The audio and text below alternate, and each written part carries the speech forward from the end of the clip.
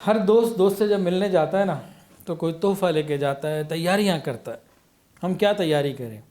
Passport ہمارا ابھی وہ آپ کو دے دیں گے، ان کے پاس ہے، ٹکٹ بھی دے دیں گے، بیگ بھی ہے، احرام بھی لے لیا ہوگا، اور بھی تیاریاں کر لی ہوں گی۔ کیا یہ کافی ہیں؟ کیا اس سے اللہ کے نبی خوش ہو جائیں گے؟ جی بڑا زبردست خوبصورت احرام خرید کے لایا یہ، جی جناب وی آئی پی سیٹ پہ بیٹھ کے جا رہا ہے، جی نبی علیہ الصلوۃ والسلام کی خدمت میں جا رہے ہیں۔ وہ کسی نے کیا خوب کہا، تعلق نہ ہو جن سے ان کے گھر جانا نہیں اچھا، تعلق نہ ہو جن سے ان کے گھر جانا نہیں اچھا، ارادہ ہو مدینے کا تو عشق نبوی پیدا کر، ارادہ ہو مدینے کا تو عشق نبوی پیدا کر، تعلق نہ ہو جن سے ان کے گھر جانا نہیں اچھا۔ تعلق کو جوڑنا ہے، روحانی تعلق کو جوڑنا ہے۔ وہ کیسے جڑے گا؟ اس کے لیے چند آداب ہیں۔ سب سے پہلے تو ہم توبہ کریں، سارے گناہوں سے سچی توبہ کریں۔ دوسرا، اس دل کو اس سے پہلے کہ یہ مواجہ شریف پر کھڑا ہو، اس کو نبی علیہ السلام کے ہر امتی کے لیے پاک اور صاف کر لے۔ خدا کی قسم مجھے نہیں سمجھ میں آتا ان لوگوں کے بارے میں، وہ مواجہ شریف پر کھڑے ہوتے ہیں، ان کے دل میں اپنے قریبی رشتہ داروں کے لیے بغض ہوتا ہے، گنجائشیں نہیں ہوتی، نفرتیں ہوتی ہیں، لڑائیاں ہوتی ہیں، صلح کی کوشش نہیں ہوتی، صلہ رحمی نہیں ہوتی۔ بھئی اگر میں نبی علیہ السلام کا امتی ہوں تو کیا میرے رشتہ دار وہ امتی نہیں ہیں؟ میرے پارٹنر، میرے کاروباری ساتھی، میرے پڑوسی، کیا وہ امتی نہیں ہیں؟ اپنے دلوں کو صاف کریں۔ اگر آپ کے دل میں کسی ایک امتی کے لیے بھی برائی ہے، وہاں سے کیا ملے گا آپ کو؟ کچھ نہیں ملے گا۔ اس دل کو صاف کریں۔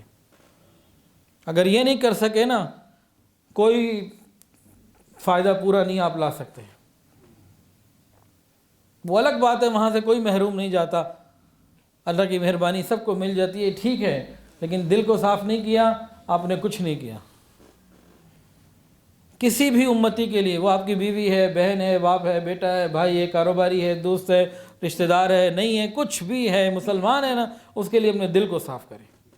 محبوب کی خدمت میں جانا ہے تو تحفہ لے کے جانا ہے۔ کیا تحفہ؟ پاک منور صاف ستھرا دل لے کے جائیں، پھر آپ کو وہاں سے ملے گا۔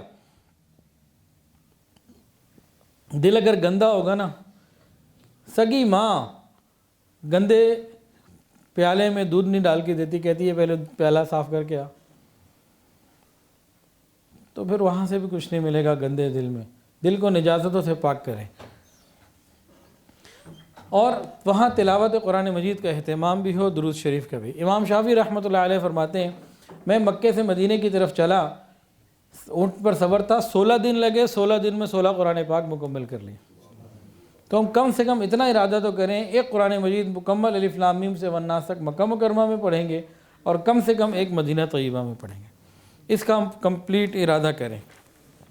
اچھا، مدینہ طیبہ جب جائیں تو بہت ہی دل کے اندر جو ہے نا وہ ادب ہونا چاہیے مدینہ طیبہ کا۔ حضرت مولانا قاسم نانوتوی رحمۃ اللہ علیہ جیسے ہی ابیار علی کی جگہ آتی اور مدینہ کے پیڑ نظر آنے شروع ہوتے، وہاں اتر گئے سواری سے، بڑے نازک تھے، چپلیں بھی اتار دیں۔ اس وقت تو کارپیٹ روڈ نہیں تھے اور سڑک صاف نہیں تھی، کھردری جگہ تھی، تو لوگوں نے کہا حضرت پاؤں زخمی ہو جائیں گے، تو انہوں نے کیا فرمایا؟ انہوں نے کہا قاسم کو زیب نہیں دیتا، جس جگہ میرے آقا نے قدم اپنے لگائے ہوں وہاں قاسم جوتوں کے ساتھ چلے۔ امام مالک رحمۃ اللہ علیہ کا معاملہ بھی ایسا ہی تھا کہ بہت زیادہ ادب کیا کرتے تھے مدینہ طیبہ کا۔ انشاءاللہ یہ تفصیلات وہاں ہوں گی۔ کسی نے کیا خوب کہا، ادب گاہے زیر آسماں از عرش نازک تر، نفس گم کردہ می آئے جنید و بایزید ایجا، کہ آسمان کے نیچے یہ ایسی ادب گاہ ہے جو عرش سے زیادہ نازک تر ہے، یہاں آ کر تو جنید اور بایزید کا سانس بھی رکتا تھا۔ بہت ادب۔ آج کیا ہوتا ہے، کیمرے لگے ہوئے ہیں، اور جناب ایک جگہ میں ایک دفعہ کھڑا ہوا تھا صلاۃ و سلام پیش کرنے کے لیے معجزہ شریف پہ، ایک صاحب آئے، ان کی بیل بجی اور ساتھ ہی باتیں شروع کر دی، پرواہ کوئی نہیں۔ کیمرہ مین بنے ہوتے ہیں مسجد نبوی شریف میں۔ وہ ادب کی جگہ ہے، وہاں ادب، ایسا نہ ہو کہ محرومی ہو جائے۔ تو شوق بھی ہو اور ادب بھی ہو۔ کسی نے کیا خوب کہا، مواجہ، بلکہ ان اشعار میں مواجہ شریف پر حاضری کے آداب ہی بتا دیے۔ کیا کہا؟ آہستہ قدم نیچی نگاہ پست صدا ہو، آہستہ قدم نیچی نگاہ پست صدا ہو، خوابیدہ یہاں روح رسول عربی ہے صلی اللہ علیہ وسلم۔ اے زائر بیت نبی یاد رہے یہ، اے زائر بیت نبی یاد رہے یہ، بے قاعدہ جنبش لب یہاں بے ادبی ہے، کہ یہاں لبوں کو بھی ترتیب سے ہلانا ہے، بلا وجہ یہ بھی نہیں ہلانا، اتنی احتیاط کرنی ہے۔ اور مدینہ طیبہ میں ایک کام اور بھی، بعض لوگوں کی طبیعتوں میں اعتراض بھرا ہوتا ہے، وہ بڑا چن کے کوئی نہ کوئی اعتراض کا پوائنٹ نکال کے لاتے ہیں، مجھے تو بعض دفعہ بڑا حیرت ہوتی ہے، بہت چن کے اعتراض کا پوائنٹ نکال کے لے کر آتے ہیں، طبیعت میں اعتراض بھرا ہوتا ہے۔ بھائی مدینہ طیبہ میں شوق بھی ہو، ذوق بھی ہو، ادب بھی ہو، اعتراض کسی پہ نہ ہو، بالکل نہ ہو، اور مدینہ طیبہ میں تو قطعاً نہ ہو۔ یہ بلب کیسا ہے، یہ کلر کیسا ہے، یہ انہوں نے ایسا لگا دیا، اس کو یہاں لگا دیتے۔ ایک بھنگی کو کوئی بادشاہ اپنے گھر آنے دے اور بھنگی آ کے مشورے دے کہ یہ آپ کی ڈیکوریشن ٹھیک نہیں ہے، کیا کہیں گے؟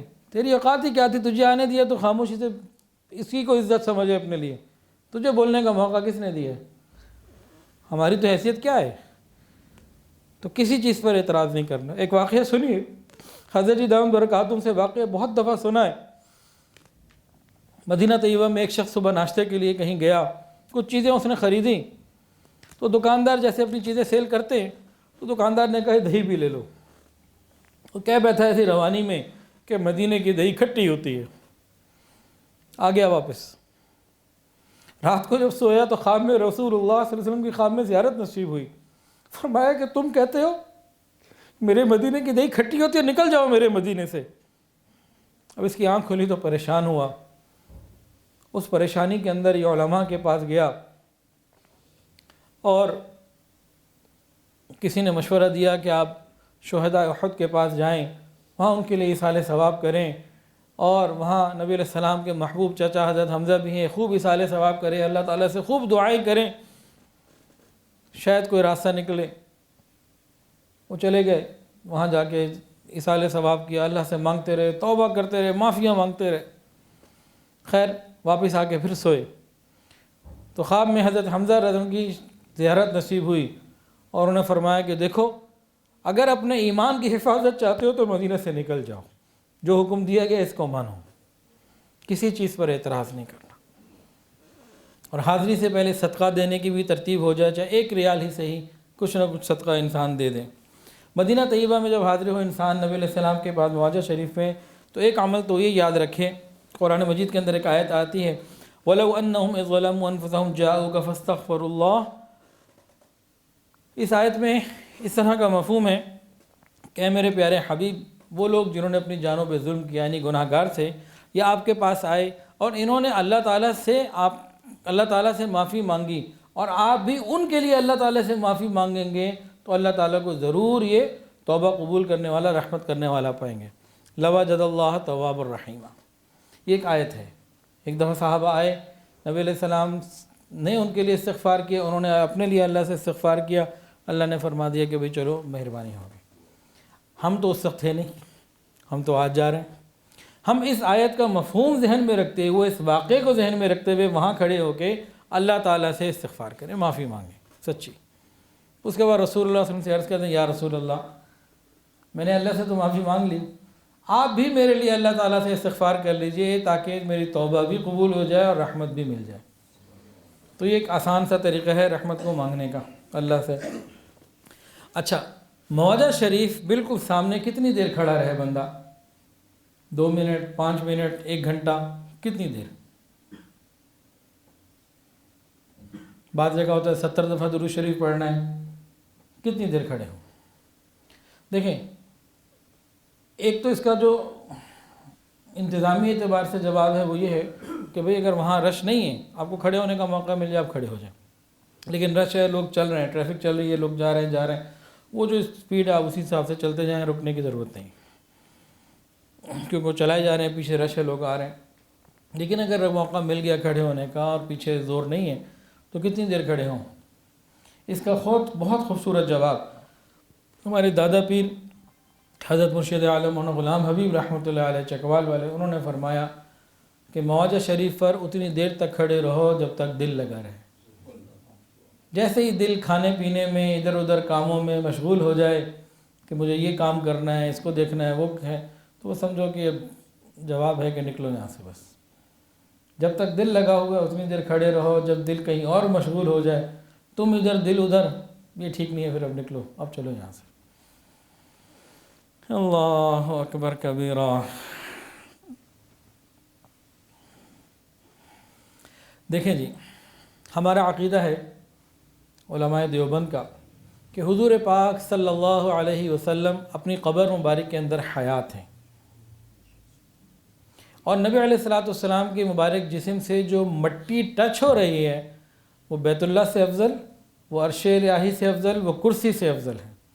وہ مٹی جو نبی علیہ السلام کے ساتھ ٹچ ہو رہی ہے اس کا رتبہ اتنا. اور ہمارا یہ بھی عقیدہ ہے، حدیث کے مطابق نبی علیہ السلام نے فرمایا کہ پوری دنیا میں کوئی کہیں سے بھی درود شریف پڑھتا ہے تو فرشتے پہنچا دیتے ہیں.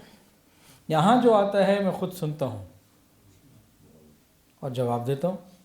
تو وہاں جو ہم نے کھڑے ہونا ہے تو پھر الصلاۃ والسلام علیک یا رسول اللہ، یہ کلمات وہاں کہنے کی اجازت ہے، وہاں کہیں گے انشاءاللہ. اپنی طرف سے سلام پیش کرنا ہے، جن لوگوں نے سلام پیش کرنے کا کہا ہے ان تمام لوگوں کی طرف سے سلام پیش کرنا ہے. نبی علیہ الصلوۃ والسلام کو سلام پیش کرنا ہے، صدیق اکبر رضی اللہ تعالیٰ عنہ کو کرنا ہے، حضرت عمر فاروق رضی اللہ عنہ کو کرنا ہے. تینوں کو سلام کرنا. السلام علیک یا رسول اللہ، السلام علیک یا حبیب اللہ. نبی علیہ الصلوۃ والسلام کی اس طرح کے مختلف صیغے ہیں. اور دونوں صحابہ کے لیے السلام علیک یا خلیفۃ رسول اللہ، السلام علیک یا امیر المؤمنین. اس طریقے سے یہاں پہ ایک اور بہت قیمتی چیز ہے، بہت قیمتی چیز. کیا کرنا ہے جی؟ تجدید ایمان. حدیث کے اندر آتا ہے جددوا ایمانکم، اپنے ایمان کی تجدید کرتے رہا کرو. تو تجدید ایمان کرنی ہے کہاں؟ مواجہ رسول پہ کھڑے ہو کے. تو کیا کرنا ہے؟ یہ سارے عقائد ہمارے ذہن میں ہیں، ٹھیک ہے نا. وہاں کھڑے ہو کر ہم نے پہلا کلمہ دوسرا کلمہ پڑھ دینا. خاص طور سے دوسرا کلمہ اشہد ان لا الہ الا اللہ واشہد ان محمد عبدہ ورسولہ اس طرح پڑھ لیں، یا پھر اشہد ان لا الہ الا اللہ واشہد انک عبدہ ورسولہ، جو بھی صیغہ استعمال کریں. انک کا کرنا زیادہ بہتر ہے کہ آپ باقی جس طرح سے بھی کر لیں، ٹھیک ہے. دوسرا کلمہ پڑھ لیں. یہ کیا ہو گیا؟ پہلا کلمہ دوسرا کلمہ پڑھنے سے تجدید ایمان. اور اس نیت سے پڑھیں کہ میں نبی علیہ السلام کو سنا رہا ہوں. اس کے بعد درخواست پیش کریں، یا رسول اللہ صلی اللہ علیہ وسلم، میں نے آپ کے سامنے یہاں کھڑے ہو کے تجدید ایمان کی ہے، قیامت کے دن میرے ایمان کی گواہی اللہ کے دربار میں آپ دے دیجیے گا. جس کے ایمان کی گواہی نبی علیہ الصلوۃ والسلام نے قیامت کے دن اللہ کو دے دی، انشاءاللہ بیڑا پار ہو جائے گا.